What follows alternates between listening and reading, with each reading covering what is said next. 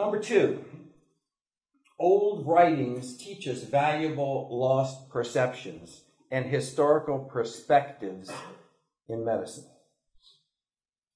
I'll give you some examples of that. The toothworm theory. Have any of you visited this recently? Probably not. But in the 18th century, ladies and gentlemen, dental pain was the most severe pain that a human could endure. And not many would endure it for long. Dental pain, the pain of decayed, rotting teeth, caused a significant amount of suicide in the world. It was unmanageable. The Artsney book line from 1555, the oldest book that we've given in this collection, is in German, but in it, in the chapter on dentition, it states that toothworms cause rotting teeth and severe pain.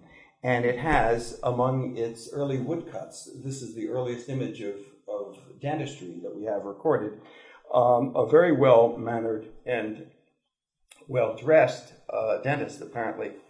Taxes were low then, too. He's got a very well-appointed office, and he's got these huge plumber's forceps, and he's got this patient who seems to be half drunk to extract a tooth from. That was the only treatment of dental pain, to actually cause more pain in extraction of teeth. We see almost a century later, Ambrose Paré, and his quote is, "Toothache is the worst and most horrifying pain of life."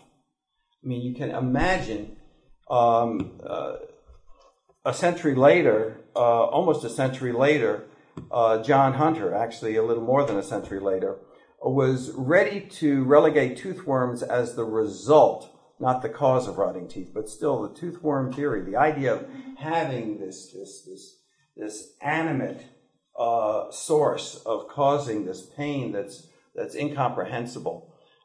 It just took the imagination and took the strength out of anyone suffering from it. When Captain James Cook made his great voyage in the South Pacific to observe the transit of Venus on the Endeavour in 1767, he traded the South Sea Islanders' molasses for breadfruit.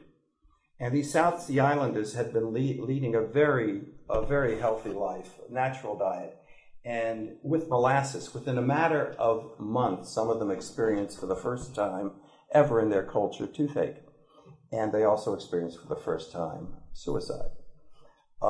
It just was the first unmanageable medical condition they ever had.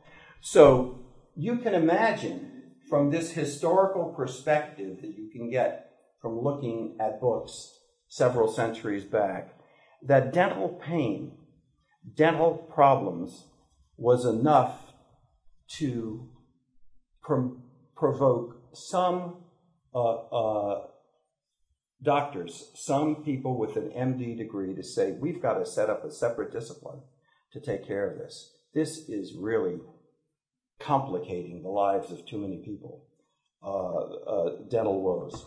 And that led to the birth of, in 1840, of the Baltimore College of Dental Surgery, founded by two dentists with medical degrees, and it was the birthplace of the D.D.S. degree, which is now commonplace around the world. So it was dental pain. Now, isn't it something that just 10 years later, also mostly dentists with medical degrees discovered inhalation anesthesia, just the kind of thing that if it were discovered 50 years earlier, perhaps dentistry might not have split off from mainstream medicine. And then in the 1890s, with Willoughby Miller and other dentists with medical background, they discovered the wormless bacteriological physiopathology of dental caries. And we were on quite a path. So, with a historical perspective, my questions might be, would dentistry have been split off from mainstream medicine if a way of eliminating dental pain had been discovered earlier? if the biologic cause of dental caries had been discovered earlier. Might be a good thesis topic for someone's PhD. I think so.